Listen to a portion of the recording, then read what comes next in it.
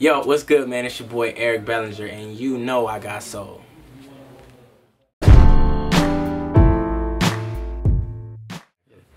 Project, the Rebirth, out early this year. You know, so many songs on that project. You know, for the album you put out. You just talk about how it came together and how you released it all yourself. Okay, so the Rebirth was definitely just a project where I felt I want to put out a body of work that fans can actually get to know me. You know what I mean? I'm gonna write. It's gonna be so many songs, so I'm gonna have, you know, so many different situations, you know, as far as topics that, you know, I've been through that I can write about, that they will feel, you know, rather than, you know, having a body of work that, you know, it's short and they can't really connect with me. Right. And I noticed a lot of the features on there are artists you've worked with in the past. So, I mean, just talk about what it's been like to be such a young artist and have a chance to work with so many names, you know, so soon. Yeah. So the songwriting for me definitely has been a blessing, definitely has helped propel me and put me in position to where I am now. You know, a lot of times people will hear songs and say, oh man, you should have kept Fine China, or you should have kept Let Me See for yourself. You know, you would have done so much with that song. But me, you know, giving those songs away to those artists like Chris Brown and Usher and all, you know, Justin Bieber, you know, when it comes time for me to do my project, you know, I say, hey Usher, big bro, like I need your help. I need you to, you know, give me a drop. I need you to host my mixtape. And he's, you know, welcome to it. You know, more open to it, just because, you know, it's like a give and take. You know, no one wants to just give. You know, and no one, you know, is gonna just take because, you know, we're all human and we're all, you know, we got love for each other and we want to support one another. So to work with all those guys has been a blessing, and I definitely don't take it for granted. You know that, you know, when it comes time for me to reach out and ask for help, they're right there and they got my back. Right. That's awesome. And when I listen to the Rebirth, you know, I hear some elements of some of the artists you've worked with. Like I listen to a song, I say, oh, that could be an Usher song, or that could have been a Chris Brown song. Definitely. Do they influence you at all? You know, do they rub off on you? Does their style rub off on you when you work with them? Not heavily. You know, I've been listening to Usher, of course, since I was a little kid. You know, like 8701 and Confessions, and all those different albums have done nothing but help mold me and help me figure out who Eric Bellinger is, the artist. Looking at Chris Brown and his entertaining skills on stage is like no other. You know what I mean? So from the singing to the dancing, you know, and just the charismatic energy that Chris brings to the stage and even to the record, you can hear him having fun in those records. You know what I mean? So I just look at him when we're working and he's in the booth, and I'm just sitting there vocal producing him, but he doesn't know that I'm taking notes. You know, I'm looking up to him and just learning. You know, the entire process when I'm writing, I'm learning.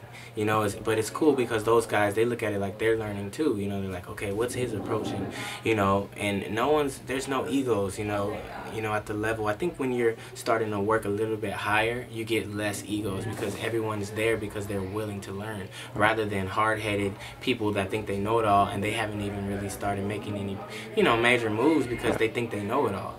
But, you know, when I work with the bigger artists, they're the ones that are more open to criticism. They're more open to, you know, what do I think? You know, what do you think? What do you think? Rather than, oh, I'm Jay-Z, I know it all. You know what I mean? They're like, yo, what can you bring to help me, help what I'm doing? And I think that's what separates a lot of the, you know, people that take it there and the people that stay down here. Right.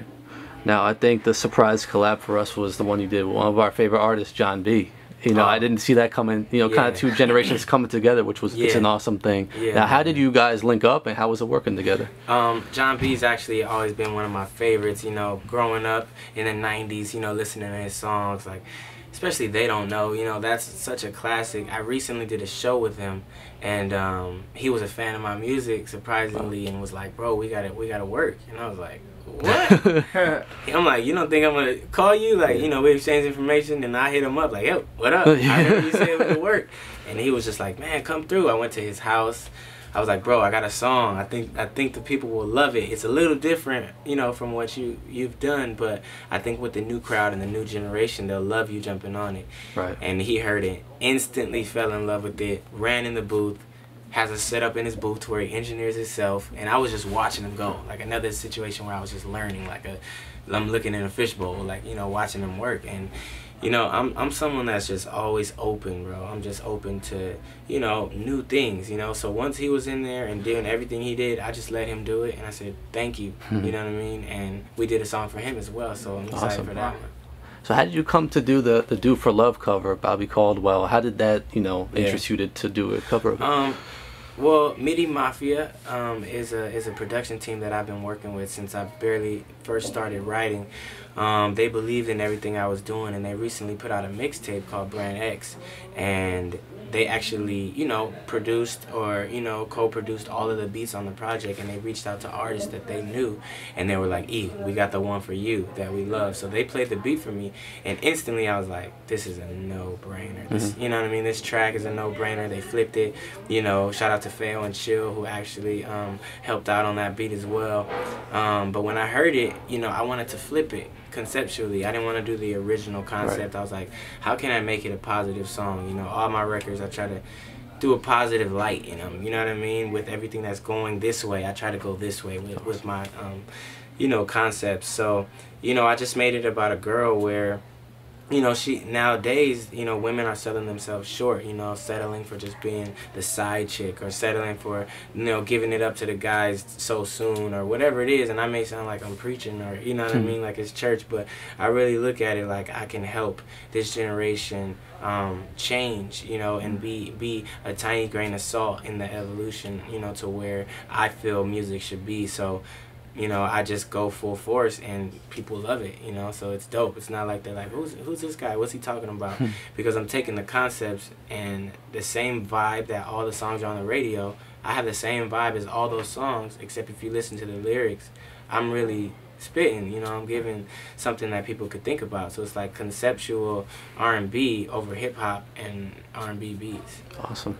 That's awesome, man. Thank you. Yeah, so we're actually a big fan of your song Drake's X. Thank you. And we'd like for you to just talk about Drake's X a little bit. Okay. And where did the idea come from? Yeah. And how did that go about?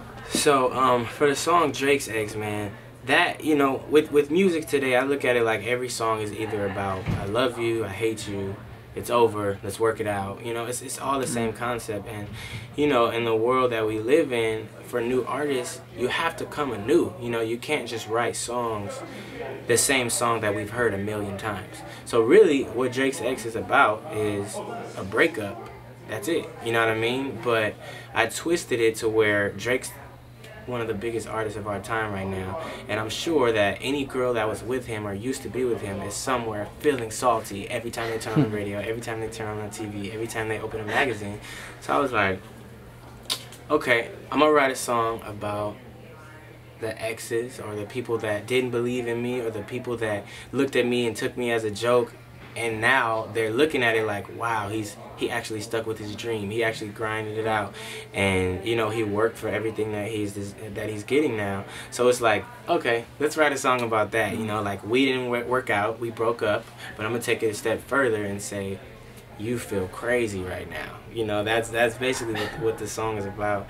And you know, for the visual, I wanted to take it a step further and take the things that I've been doing over the past year with the shows and the red carpets and the interviews and different things like that, and the collabs and the traveling, just to show like, yo, this could have been all you, but you was tripping. So now you feel like Drake's X.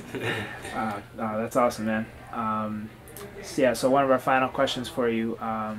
You know, you had a lot of great collaborations on the project. You had, you know, John B, one of our favorites, Tank, and you know, we love that you're collabing with other dope singers just like yourself. We're a big fan of really awesome singers, and you definitely bring it every time. Thank you. But could you talk a little bit about maybe some artists that you haven't collaborated with yet, and maybe who's next on your list to collab with? And any collabs brewing? As far as the working with people, I've worked with, I had a list, you know, in the beginning when I started, and I've literally checked off everybody as far as like working with them on the writing side. You know what I mean? Like, I have songs that I wrote, like Drake's my favorite, for example. Justin Bieber, Drake, right here. You know, I worked with Beyonce on her last album. Songs didn't end up making the cut, but I worked, you know, with her hands-on 3 weeks straight, you know. So there's not anybody that I haven't worked with. It's just I've been working for their projects. And now that the tables are turning and I'm doing the artistry, I just need to get them on my project, you know what I mean? So really just the same people that I've been working with over the years, but it's just about reaching out now in a way that's not thirsty, you know what I mean? Because you don't want to go crazy like, yo, you know, we need to work, but it's like I've already grown a relationship with them, so I know that when the time is right, I'll get a song with Beyonce, I'll get a song with Chris Brown, I'll get a song, you know, with all these other people that I look up to so much, you know, like I'll get a song with Usher, like all that's, you know, been in the works. So I'm just excited to, you know, and I'm patient. Luckily I'm someone who's not in a rush, you know. My process and my journey has been a slow journey, but it's been a journey to where I'm gaining true quality fans. I'm gaining a core fan base that appreciates the music that I'm making, and for that alone, that's success to me. You know, when I do shows, the fans come out. When I, you know, wherever it is, you know, and they tell me how much they appreciate what I'm doing for music, and they can't go a day without listening to my music. So man, I'm just enjoying the whole ride, and when it happens, it's gonna happen. Awesome. And the last thing, just tell us what's coming next. I know you got the new project. All right, so next up, man, I got 2 projects coming. Everybody is doing different things now for the marketing of their projects and the marketing of their release. I feel like that's the new wave. Like, what can you do differently? For example, Kanye did like the premiere of a video on like 66 buildings on projectors, you know what I'm saying? And then Beyonce just released the project, no one knew, and the word of mouth was her marketing and her promo to where everyone had to download because they didn't want to be left out. They wanted to hear the lyrics that people were putting as captions on Instagram and tweeting about. And Jay-Z, he did the Samsung deal where he automatically sold 1 million records before the album had even been released. So, you know, the day and time we're in, you got to do something clever. And for me, I'm a songwriter, you know, so we were like, why not take advantage of that? And I made a project, a mixtape, a free project that's specifically, the purpose for it is to market my album. So I'm putting out a mixtape called Choose Up Season that talks about the single life, that talks about the dating game, that talks about, you know, the ups and downs of different girls, you know what I mean, in and out of your life. And my album is called Cuffing Season. So you got Choose Up Season, you got Cuffing Season, and by the time, you know, you're finished listening to Choose Up Season for a few months, as that's spreading throughout, you're going to be reminded that Cuffing Season is on the way. You know, at the end of the project of Choose Up Season, to be continued. Cuffing Season is on the way. So I used, you know, my talents for songwriting to market Cuffing Season, and I think that's the project that's really going to put me on the map as far as, you know, who I am and what I'm doing as far as not being afraid to make songs. Like Cuffing Season is all about love. Cuffing Season is all, the single life is overrated, you know. It's okay to have a girl and turn up with your girl, you know, and really promote love and really promote